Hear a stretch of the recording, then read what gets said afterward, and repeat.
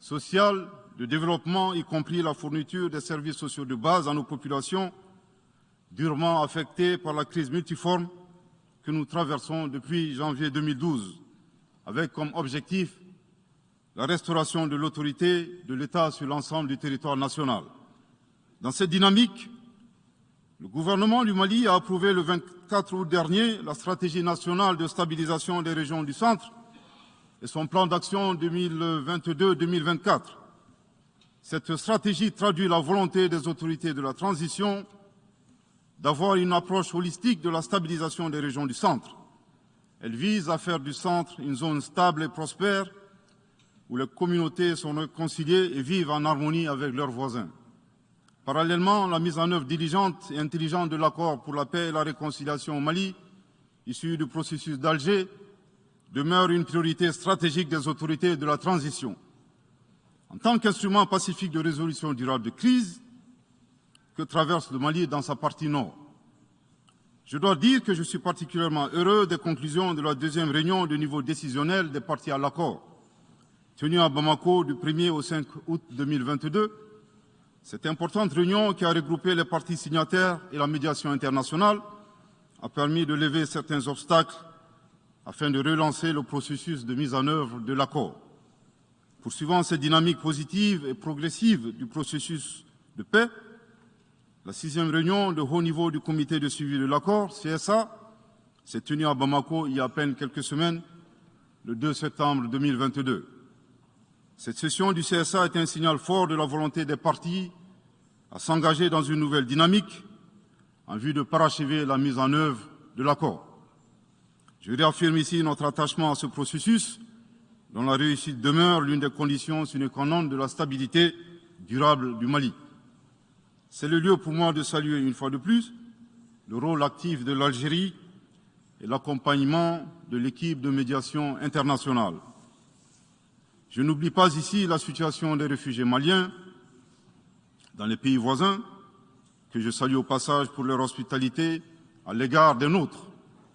Je n'oublie pas non plus celle de nos compatriotes déplacés internes. Je veux les rassurer que le gouvernement du Mali reste très attentif à leur situation précaire et que tous nos efforts visent à créer les conditions propices à leur retour dans la sécurité et la dignité en vue de leur participation effective à la vie de la nation. Monsieur le Président, dans sa difficile quête pour la paix, la stabilité et le développement durable, le peuple malien reste reconnaissant des efforts et des sacrifices consentis par la MINUSMA, de sa création en juillet 2013 à nos jours, visant à aider le Mali à restaurer son autorité sur l'ensemble de son territoire. C'est pourquoi je tiens à rendre hommage au nom du peuple et du gouvernement malien à la mémoire de toutes les victimes maliennes comme étrangères, civiles comme militaires, tombées sur le champ d'honneur au Mali. Cela dit, il nous faut reconnaître que près de 10 ans après son établissement, les objectifs pour lesquels l'aménagement a été déployé au Mali ne sont pas atteints, et ce, en dépit des nombreuses résolutions du Conseil de sécurité.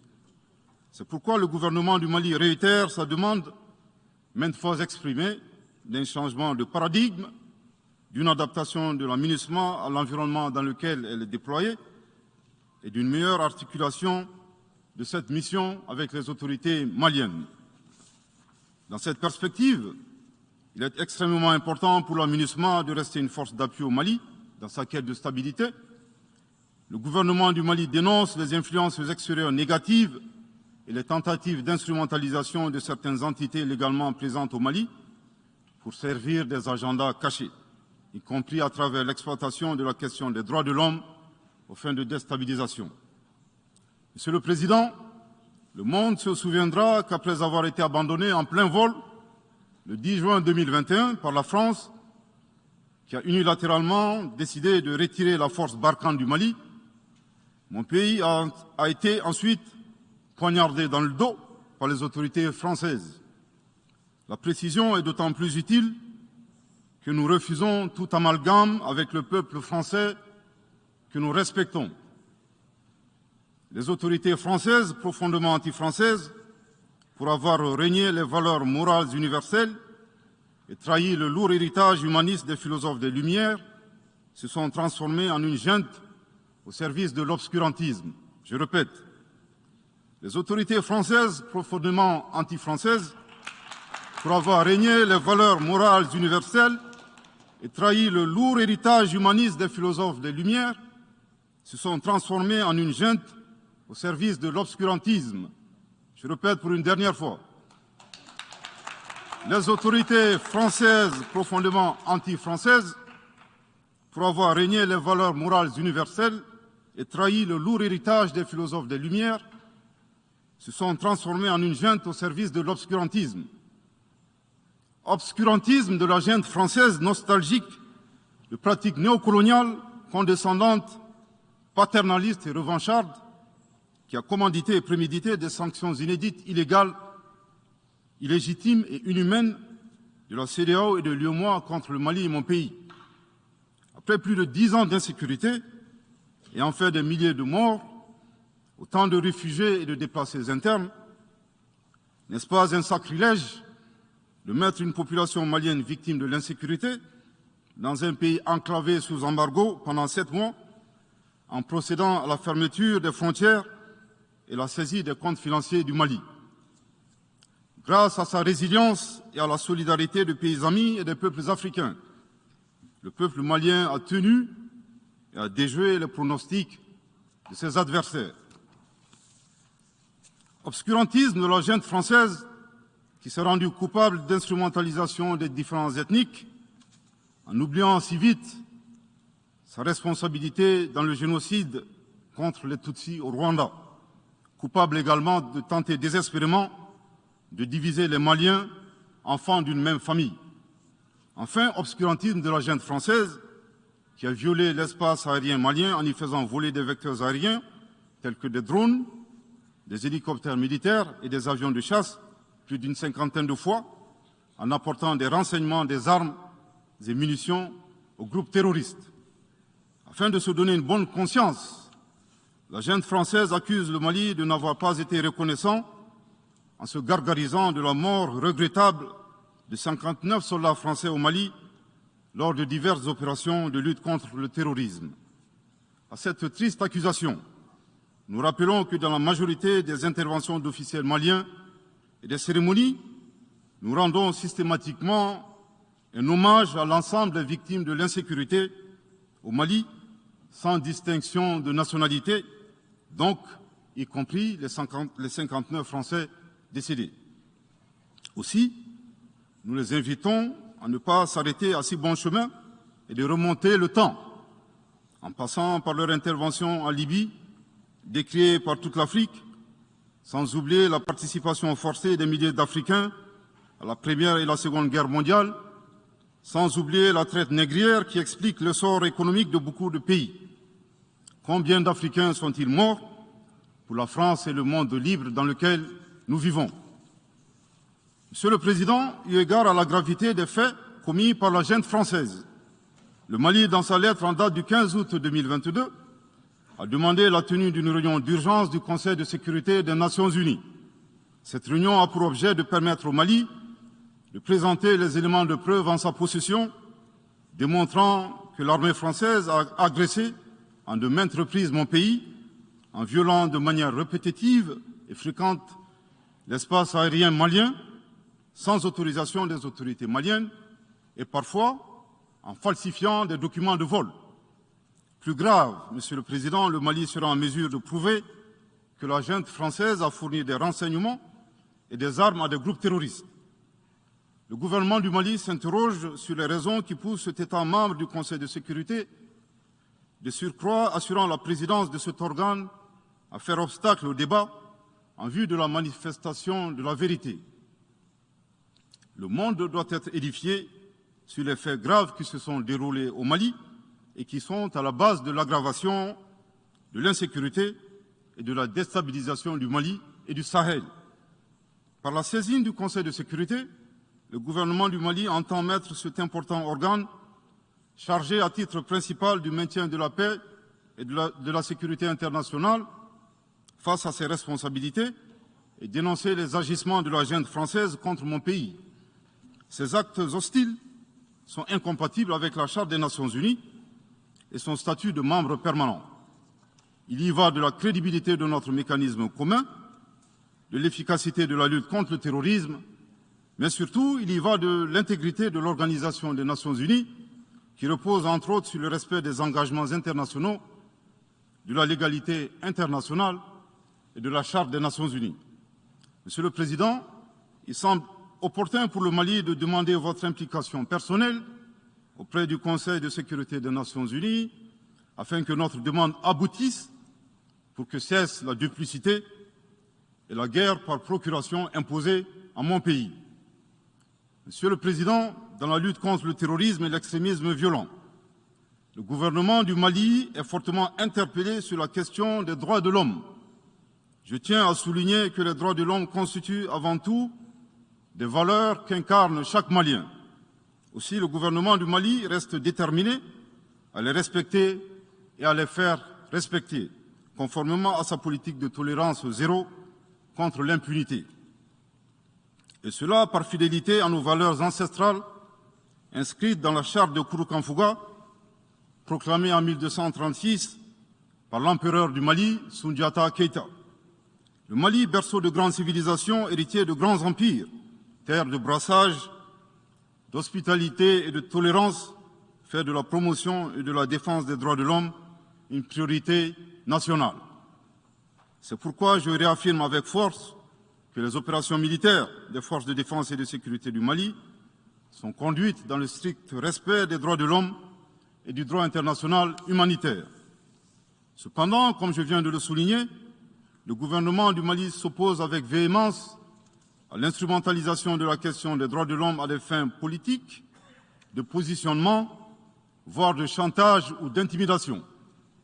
De même, nous regrettons la sélectivité observée entre les droits des populations dont des villages entiers sont massacrés et rasés, qui ne suscitent presque pas d'indignation particulière, et la manipulation communicationnelle faisant passer des terroristes neutralisés sur le champ de bataille pour des civils innocents. Monsieur le Président, pour terminer, je dirais que le peuple malien a décidé de prendre son destin en main. Il soutient pleinement le gouvernement dans la refondation du Mali, ainsi que le retour à un ordre constitutionnel apaisé et sécurisé en mars 2024, à l'issue d'élections libres, transparentes et crédibles. La réalisation de ces vastes chantiers exige du gouvernement de poursuivre et d'intensifier les efforts en vue de l'amélioration continue de la situation sécuritaire dans le pays et de la protection des personnes et de leurs biens. À cet égard, je me réjouis de la tenue à Lomé, le 6 septembre dernier, de la 3e réunion du groupe de suivi et de soutien à la transition. Les conclusions de cette importante rencontre, notamment la reconnaissance des progrès réalisés par la transition et les appels lancés en faveur de la mobilisation de tous les partenaires du Mali pour consolider leur appui politique, économique, technique et financier à la République du Mali, ainsi que pour soutenir les efforts des autorités de la transition du Mali en vue d'un retour harmonieux à l'ordre constitutionnel. Je voudrais rappeler que la transition au Mali résulte de plusieurs années de dysfonctionnement de notre jeune démocratie qui a engrangé quelques résultats positifs. Malheureusement, à l'heure du bilan, les passifs sont plus importants que les actifs, d'où la survenance de la transition. Je saisis cette opportunité qui m'est offerte pour remercier chaleureusement notre respecté aîné, son Excellence le Président Alassane Dramane Ouattara, pour les sages et éclairés conseils qu'il nous a prodigués dans son allocution mémorable à cette 77e session de l'Assemblée générale des Nations unies. Je voudrais le rassurer que les autorités de la transition malienne n'ont d'autres objectifs que de faire des réformes politiques et institutionnelles avant d'organiser des élections, tout en luttant obstinément contre le terrorisme. Ces réformes permettront d'améliorer la gouvernance et toutes les dispositions seront prises pour que la démocratie malienne soit la plus enviée au monde. Dans ce chantier, nous prêterons une attention particulière au 3e mandat, qui ne sera pas possible. Le troisième mandat pour un public moins averti consiste pour un président de la République d'effectuer une manœuvre en 4 temps, en vue de conserver le pouvoir pour lui seul et son clan. Premier temps, presque en fin de second mandat, donc en principe non rééligible, il s'agit pour le président de la République sortant de déclencher une révision constitutionnelle de manière non consensuelle. Deuxième temps, au cours de cette révision constitutionnelle, le président de la République sortant modifiera quelques dispositions constitutionnelles. Troisième temps, une fois la nouvelle constitution adoptée, sur fond de crise politique naturellement, le président sortant devient candidat en violation de la limitation du nombre de mandats à 2. Sa candidature est alors justifiée par l'adoption de la nouvelle constitution et le prétexte est tout trouvé. La limitation du nombre de mandats à 2 concernait l'ancienne constitution. Par conséquent, il est candidat au regard de la nouvelle constitution adoptée. Quatrième temps, une farce électorale est organisée. Forcément, il remporte les élections et s'ensuit une chasse impitoyable aux opposants politiques, dont certains sont arrêtés, d'autres s'exilent et d'autres assassinés. Les allégeances sont obtenues grâce au pouvoir de l'argent, le clientélisme et les intimidations. Dans un langage plus simplifié et en référence à une métaphore footballistique, le troisième mandat est une magie. C'est l'art de se dribbler soi-même tout en gardant le ballon.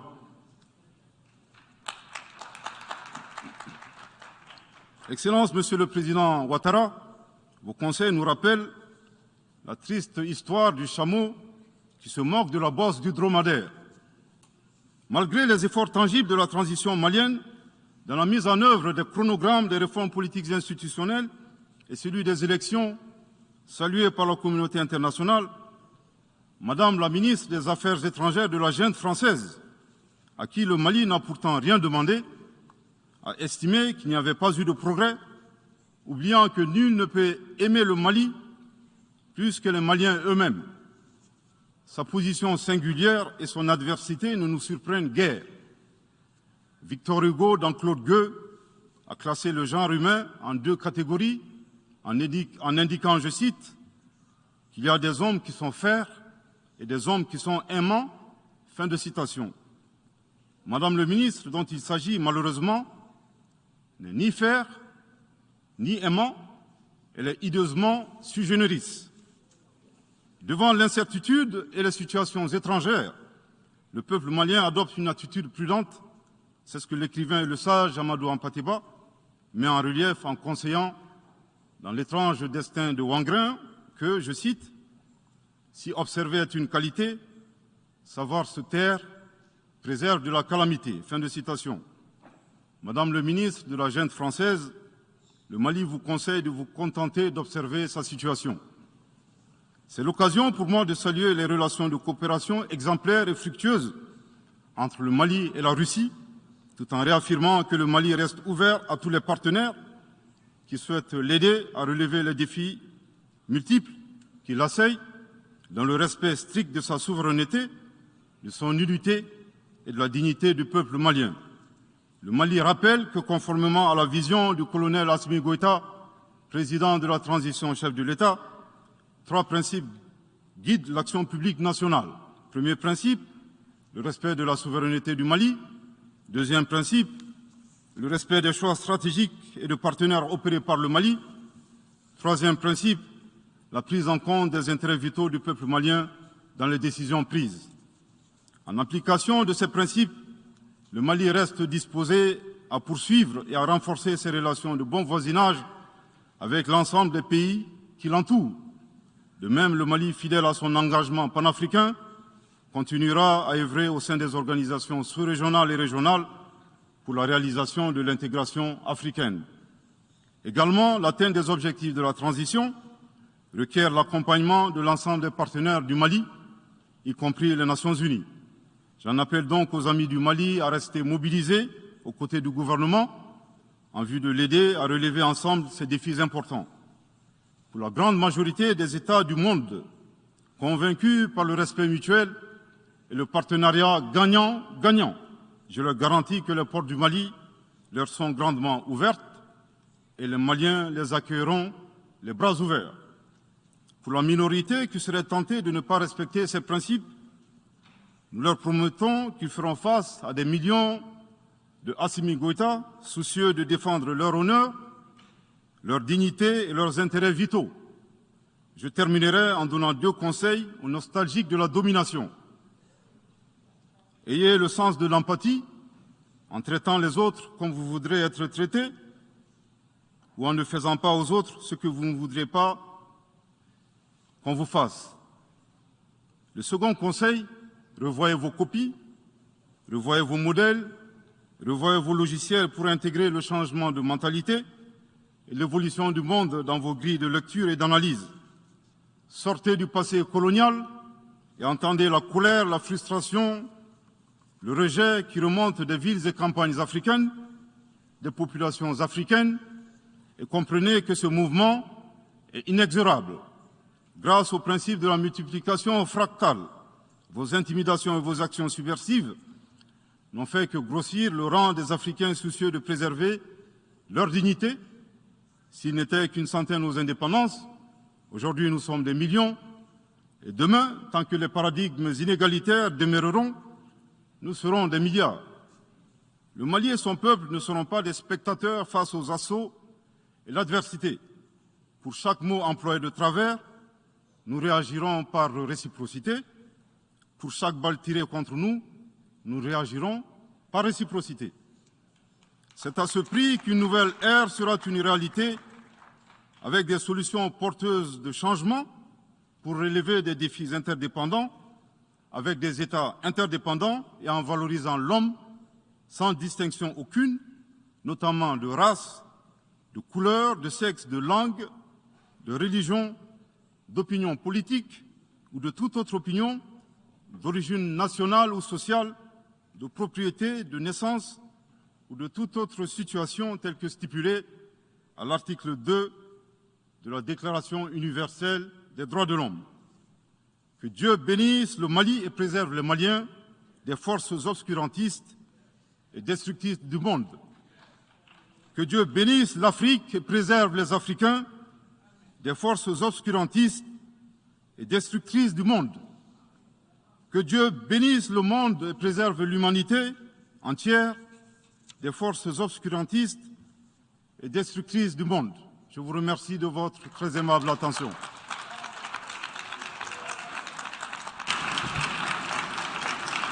Atemi Assemblée.